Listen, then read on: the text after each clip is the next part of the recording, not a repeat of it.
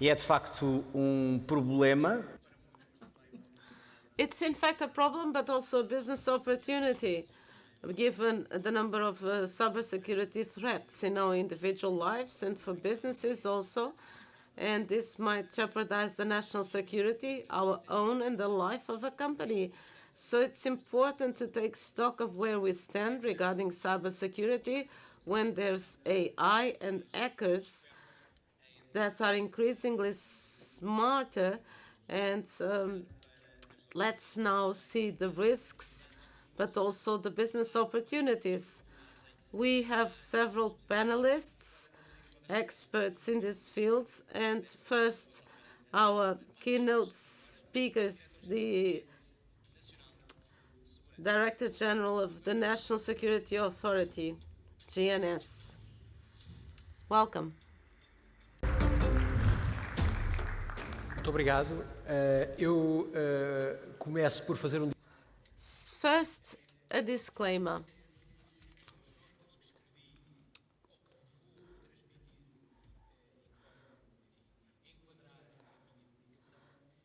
My notes, my written notes, were not designed by a sophisticated software, and God only knows where the machine, where the software is. It was made by a human being made of carbon and hydrogen who believes he has a soul. So this were written down with and I will convey them to you in this 15 minutes. And this disclaimer may become a trend, taking into account the initial address of the APDC president that I followed carefully, and we could see the ascetic tone of the first part of your address and the second part. So first of all, thank you for having invited me to be here. This year, I can be here in presence. Last year, I was hit by the illness that prevailed at the time. So together with Sandra and your team, I was able to participate remotely. But I prefer to be here in presence. So again, thank you for inviting me to address this topic on new cybersecurity opportunities and risks. This is, of course, a relevant topic, especially when we think about the motto of this Congress, which is disruptive technologies in evolution. I've removed the R. This is an evolution. We are analogical beings, although we live in an increasingly digital world. So I feel more comfortable with a strong evolution. And this is the motto behind the Congress. I would also like to greet the panelists. I know them all. I believe this will be a very interesting panel. Why? Because we have a winning trilogy. The public sector, represented by myself, the industry, and the academic world. As far as I can remember, of being involved in enthusiastic things, this trilogy was always present. And we often forget this is the winning trilogy. We need to invest in it. And this is what we've done in our organization. And the previous panel is also a good example of that. So I would like to start with some questions to lead a joint reflection. I have asked these questions to ChatGPT. If in the current context of a world where we live, the balance between the physical and the digital is very small, and there is a significant number of attacks of two digits. We have several reports that show it. What might happen in the future with the successive implementation of disruptive technologies in our society that will increasingly determine how we work, socialize, namely how we interact and perceive today's real world? How will this be like? How can we consciously tell the difference between what is true and what is a lie? How can we exercise our rights as citizens in a space where democracy is a fundamental value, when our decision-making is and will increasingly be determined, affected by information that very often is not reliable, although it was premeditatedly made seem as convincing? How can we contribute so that technology does not promote deterioration of democracies and is accelerator of sustainable development and to generate wealth across the board in society? Can structured investment in cyberspace be a way to mitigate these problems? These are many questions, and we could spend the whole morning discussing them, but I only have 15 minutes. Well, now 10 only. This has somehow been tackled before me, but this is what I consider to be one of our main challenges. But there are others, and these are genetic, and they are in our critical pathway for this world, and they are common to the most members of the EU at different levels, and this is the known imbalance between the supply and demand of professionals with skills in ICTs, and in particular in cybersecurity. And this is increased with the difference of competitiveness between the public and the private sector, and the private sector gets most of these professional resources. I feel this every day. This year, we're just starting the second quarter of 2023, and from our cybersecurity center, three collaborators have already left, although our center pays wages above the public administration average. This is a fact. This problem is difficult to solve, and in the future it may have strategic consequences, because without realizing or knowing, although I have already warned about this over and over again, to the non-existence of fundamental state functions, namely that are related with our sovereign identity. One day we will have certain things that are structural to be provided by the state to citizens, and they are in the hands of companies. I have nothing against that, but the shareholder structure we don't control. And this should lead us to carry out a reflection. Certain things must be ensured. This is my own position, although I'm a believer, firm believer of liberal democracies. But this is serious, and we should also consider in the field of challenges the transposition of the EU directive in the field of cybersecurity. And I would like to praise the Network and Information and Defense Directive that is more far-reaching than the previous one, and it has already been transposed into the Portuguese law, and it should be included until October 2024. And CNCS is already starting working on this, but as of a certain time, when there's the legislative process, we no longer control the process.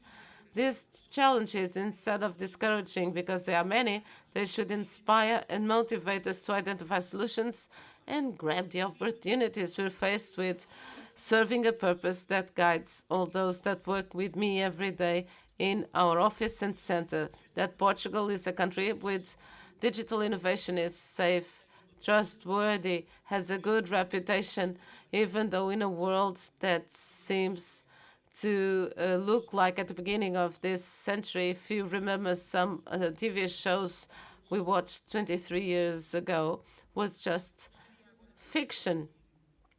I would like to share with you now 3 ideas that should be included in the solutions that are identified and implemented to address the mentioned challenges. First,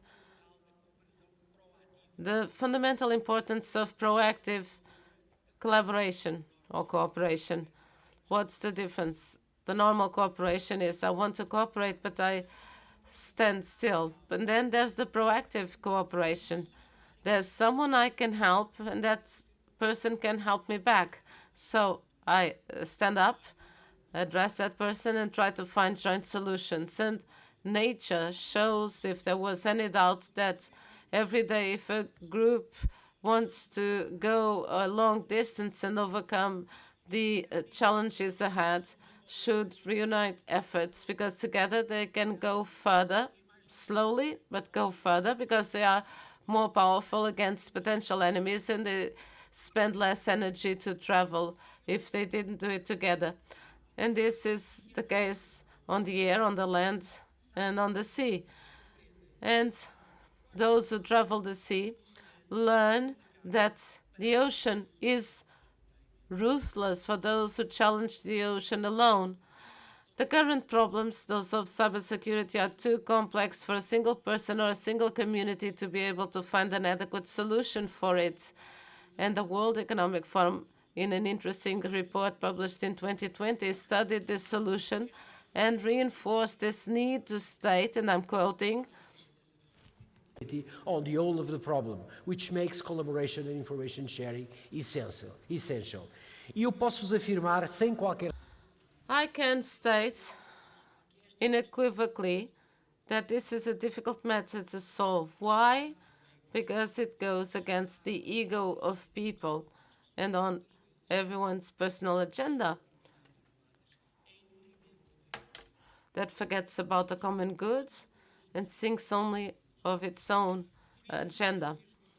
So when we cooperate, this is powerful in favor of modernity, collective security, and innovation.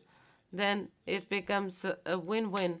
And in this cooperation spirit, there are two projects. One, to promote at the national level the development of competencies, and that's the C Academy that will bring together 29 entities of higher education, universities and polytechnics. This is already in an experimental phase, and this based upon this reference of competencies, and this was based upon the North American NIST and the Singaporean example. The second project is to develop centers of competences in the autonomous regions of Madeira and Açores, and also in the mainland, bringing together the supply and demand of these services, and to strengthen the portfolio of services of the National Center of Cybersecurity in a logic of proximity and cooperation. The second idea is the commitment of leaderships in cybersecurity. If we don't have the commitment of the leadership, there's nothing that can be done. As a matter of fact, last year, the major cyber attacks that affected us all, what made the difference between those that were successful or not was the preparation, namely at the leadership level. And we know that if the leader does not lead by example, it's not the others who are going to do it. So leadership is crucial.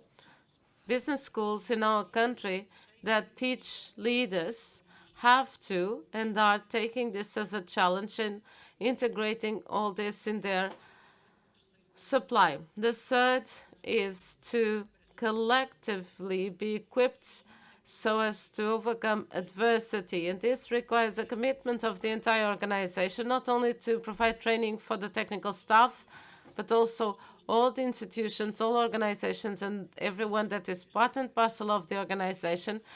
And moments like this, where cybersecurity was included in the agenda, but also the C Academy, all the training courses we provide, including the conference that will be given, and we do it on a yearly basis since 2015, and this is going to be indeed a paradigm.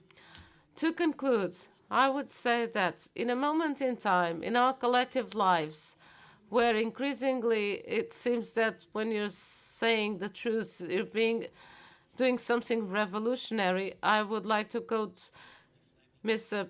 Jeremy Fleming in an address made in the Royal United Services Institute that I will quote, and this represents for me our biggest challenge. he stated that technology is not only an opportunity, competition, and collaboration. Technology has become a battlefield for control, values, and influence. End of quote. To finish, please don't forget, there is no possibility for an economic sustainable moment in the physical or virtual world without security.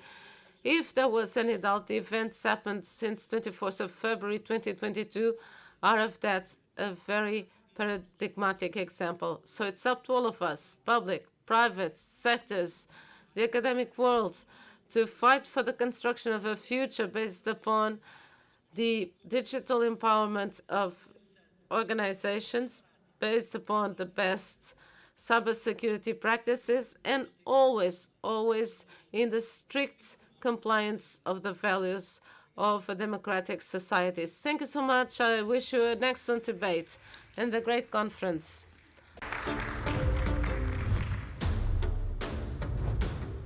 E depois do nosso keynote speaker, After listening to our keynote speaker, let's take a look at some of the aspects that were referred to, not only in terms of security, but for business opportunities. That is what cybersecurity means in Portugal and the rest of the world. I will introduce the members of the panel: Carla Cibereira from Axians, Luís Antunes, full professor at the University of Porto, Rui Chantilal, managing partner, Devo Team Cyber Trust, consultants in 17 countries, right? Good. So welcome to the three. Carla, I will start by asking you that question. Is there that awareness of how important security is to avoid a cyber attack, or do we wait for an imminent danger? Good morning. Thank you for inviting me as well. I'm going to answer, and yeah, it depends. I'm going to answer by saying it depends. Regarding Portugal, I'm a bit of a dinosaur. I have quite a long experience. I've been seeing the awareness created for cybersecurity.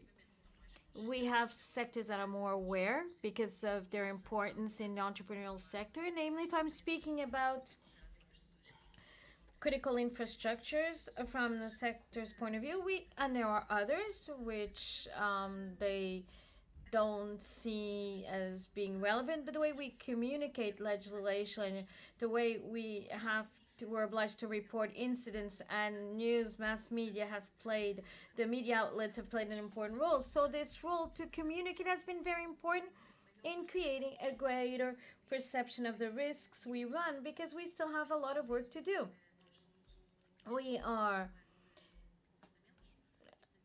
So it requires a behavior shift, and this is a gradual process, and it's also cultural. In other words, for many things it's good for the fact that we're more relaxed, let's say, in life, but this on the other hand raises other problems. That's why I asked that question. Can you answer? Do you feel different in terms of observation? Because there's been an evolution. I don't like the word dinosaur, but some experience that the private and public sector have been accompanying that concern / care. Or is there a great difference how national public sectors are protected versus private one? The public sector is big, very heterogeneous from a public point of view, and so it's difficult to assess without using the word depend.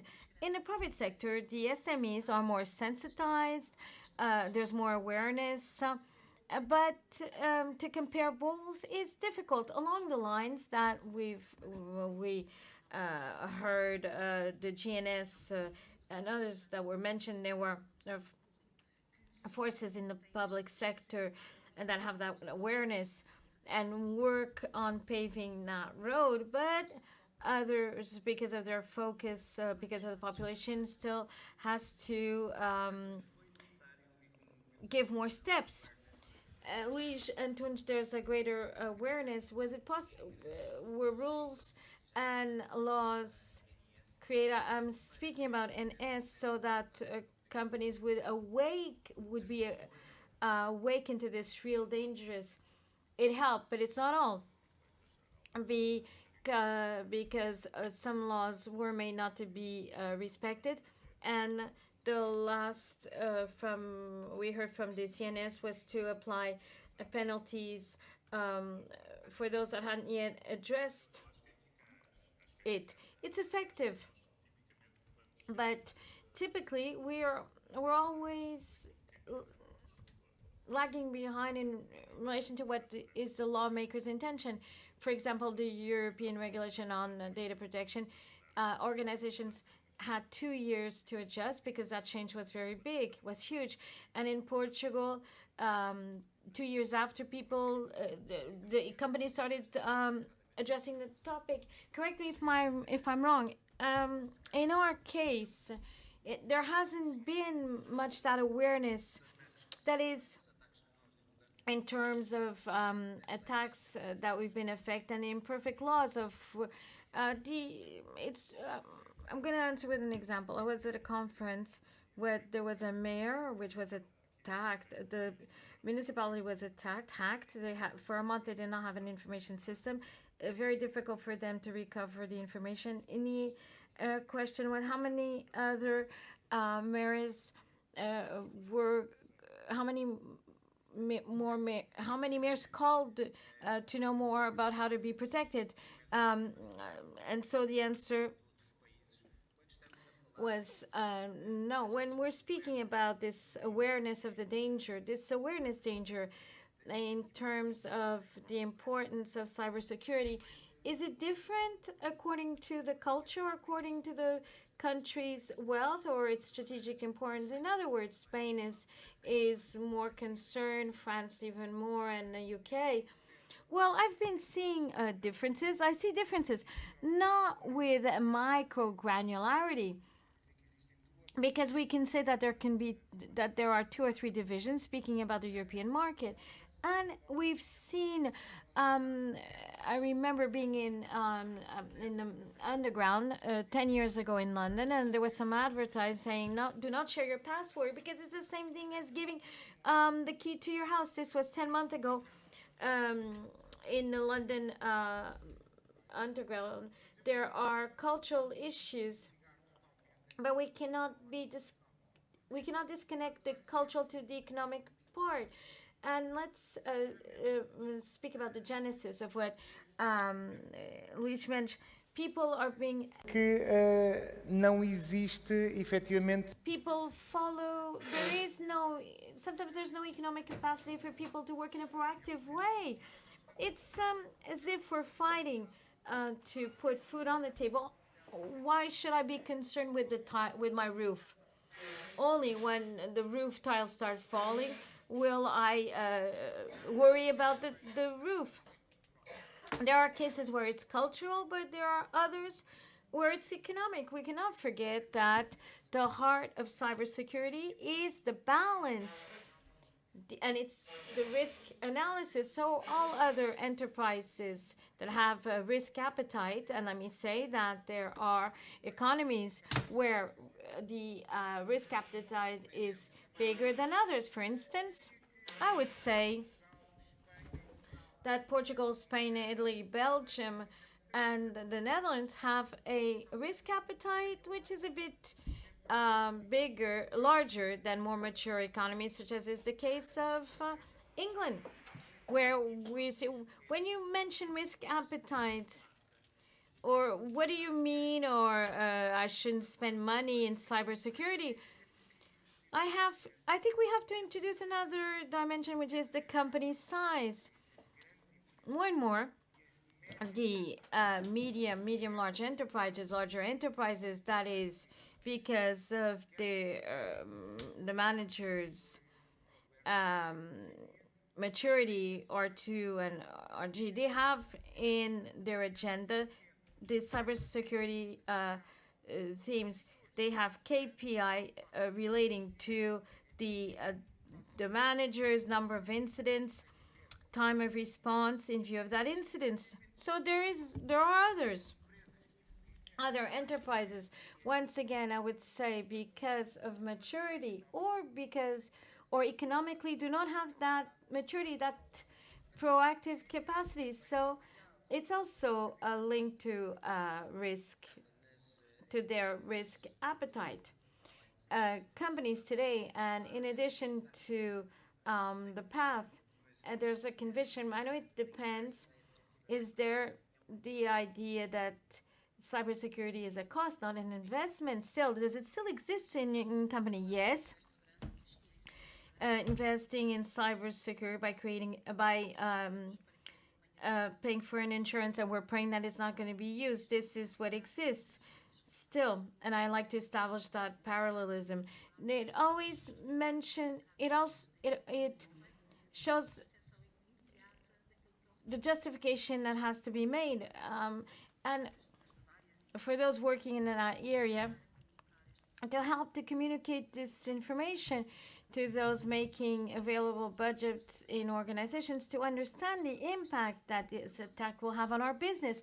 We're speaking about cybersecurity. It wouldn't make sense to speak about cybersecurity, not to speak about business, countries, and protection and people's safety. It wouldn't make sense. So cybersecurity has to exist to serve. And once it exists to serve, it has to be explained, justified, and justification demonstration is also a path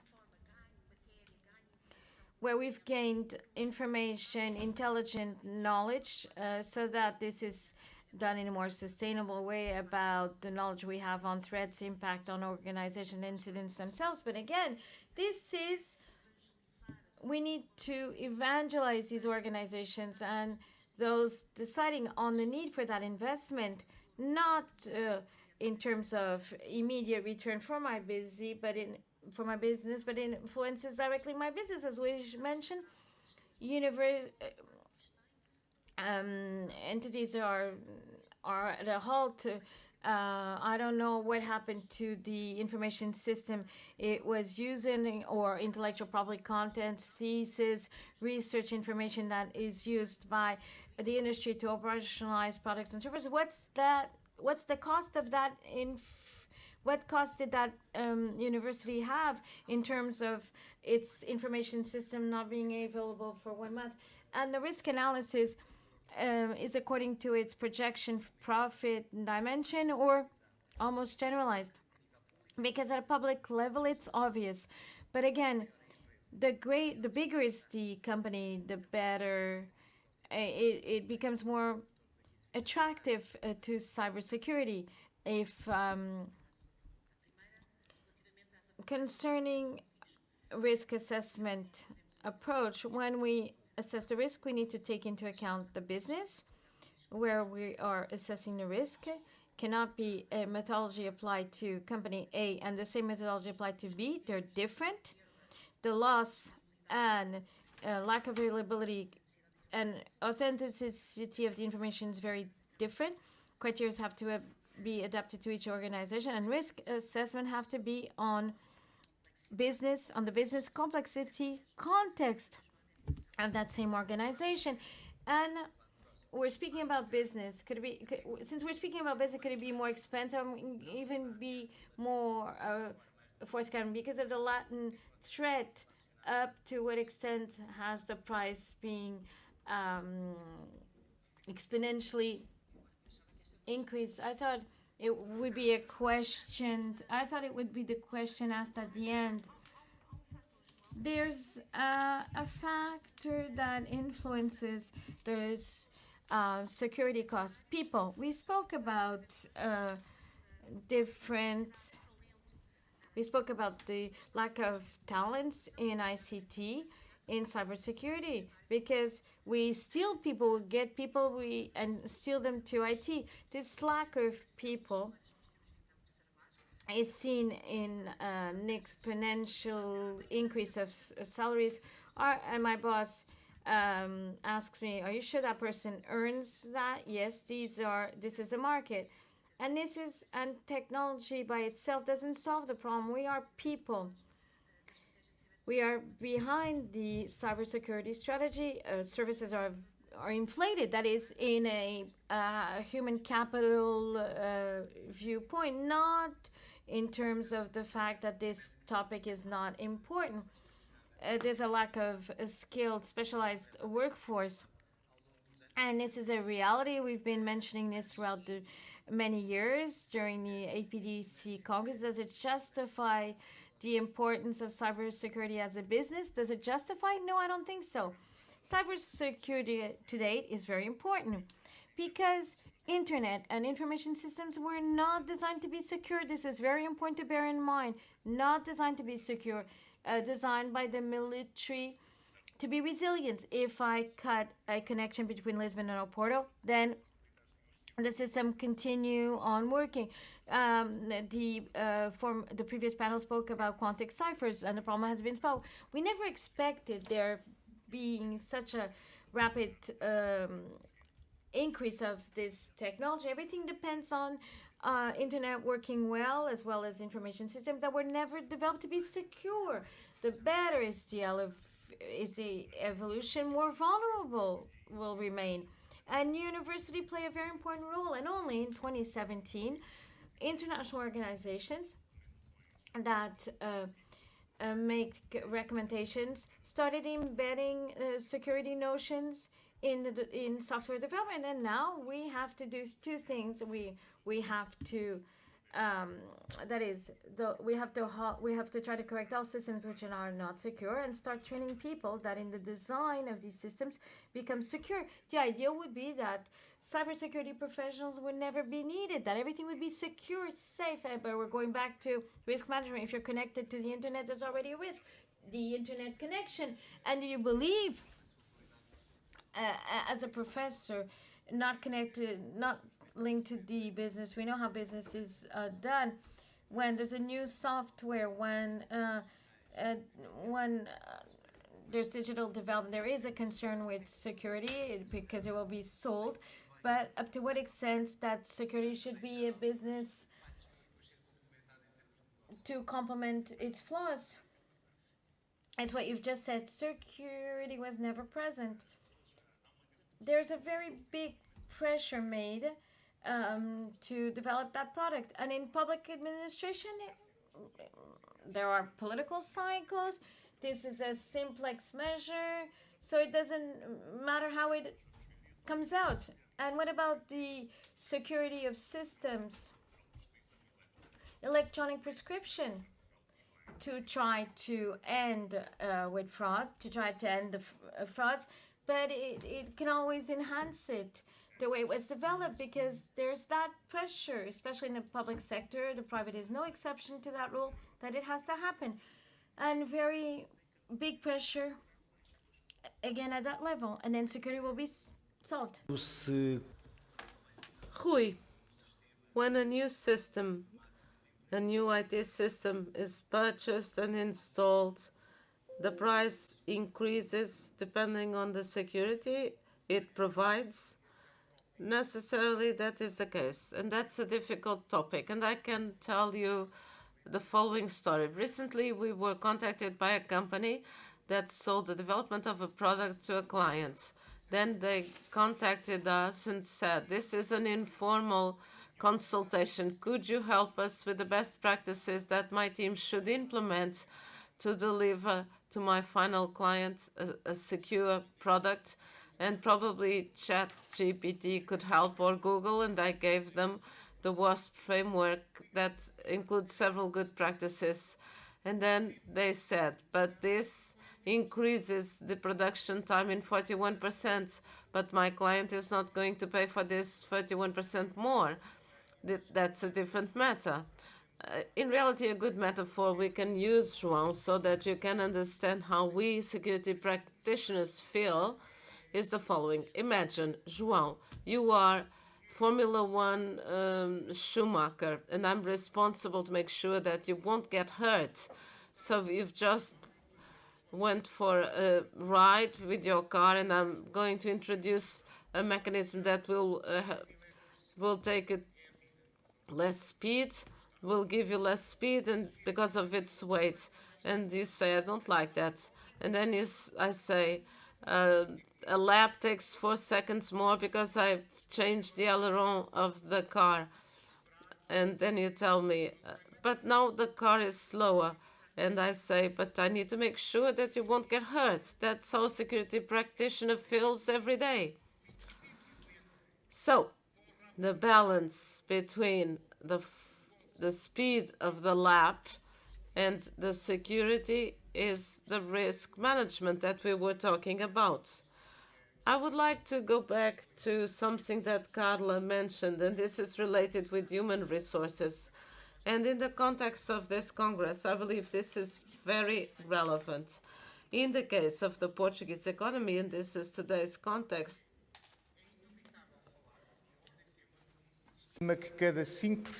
it's about talent. Yesterday, there was an article saying that out of which 1 is working for a foreign country based in Portugal. So, taking into account the economic perspective, we are on the very tail of Europe, or very close to it. So our talents, when you say here, where? Portugal. And this means that our talents in Portugal are highly attractive for markets where the average wage is higher.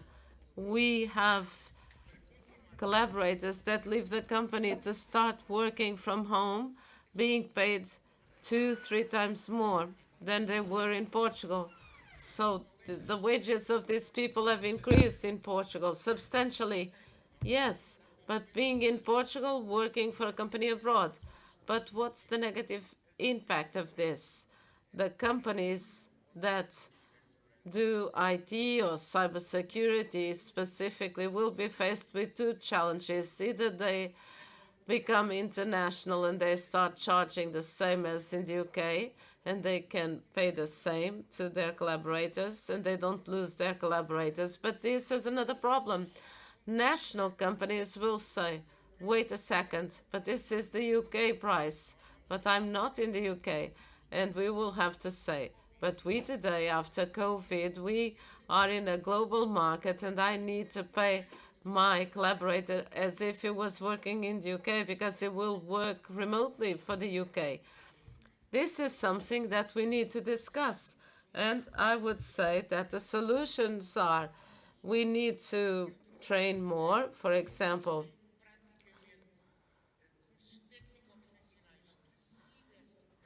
And there are technical stuff. We don't have steps, the cybersecurity university courses. If they exist, they're not enough. So we need to open this tap. And there's another elephant in the room. We need to structurally consider tax incentives so that we don't lose these talents abroad.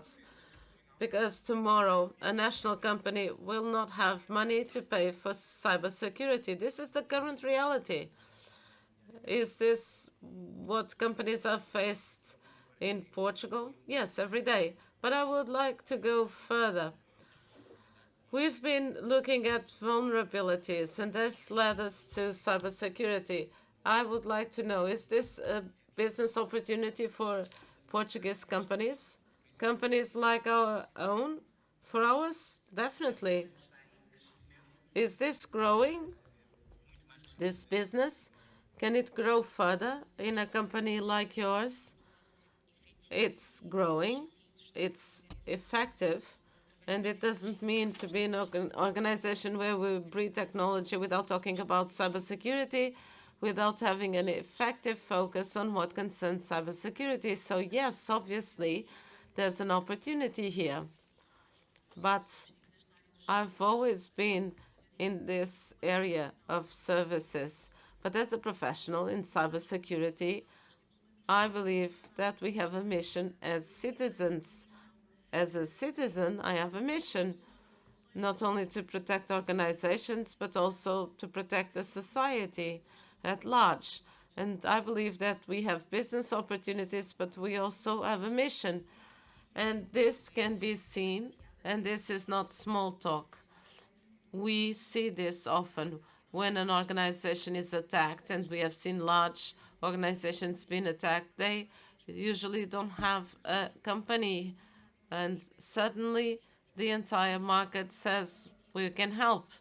And it's not in that idea that we want to take advantage, but because we understand that that attack against that organization is against all of us. So there's this spirit. So when there's a company or an entity that cannot afford cybersecurity, companies that make money with that can together protect that institution. I can speak for myself and the companies I've represented in cybersecurity, and my answer is yes. And let me start with you.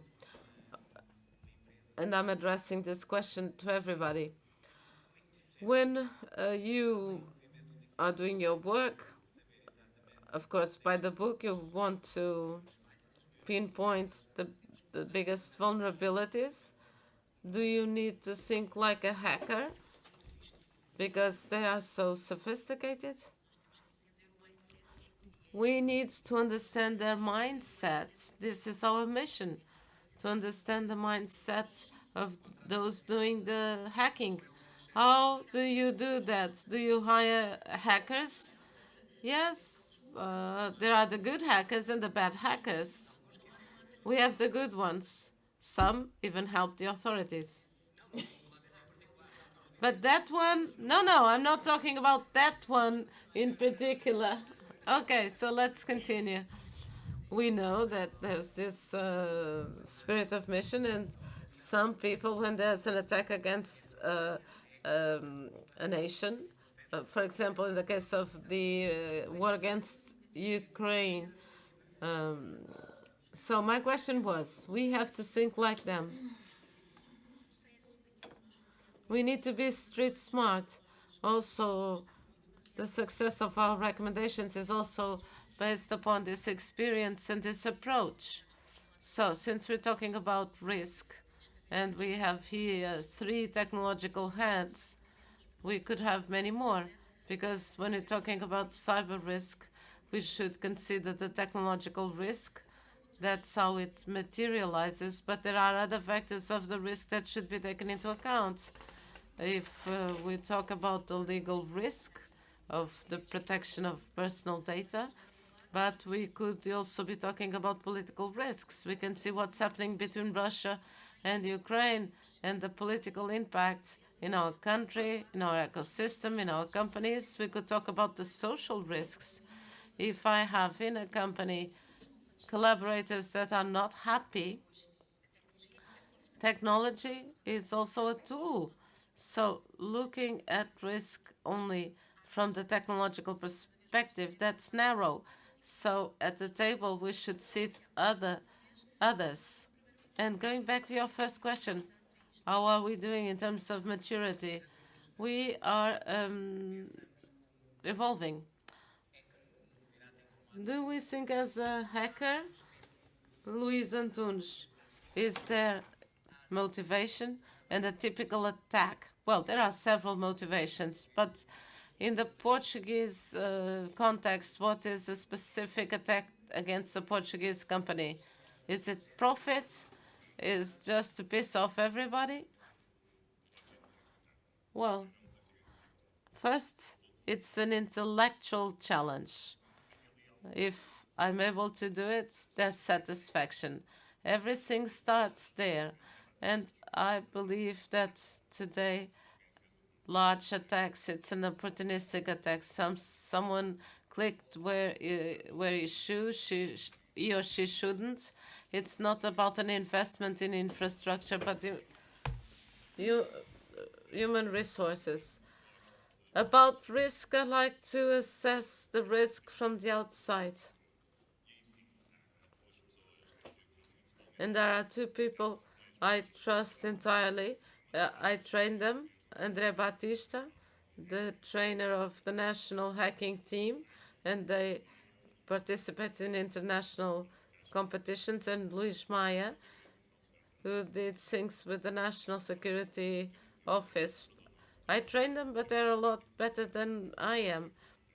When someone clicks on an email, it's from within the organization. If someone clicked on a link he or she shouldn't, am I protected? Most of the times we're not.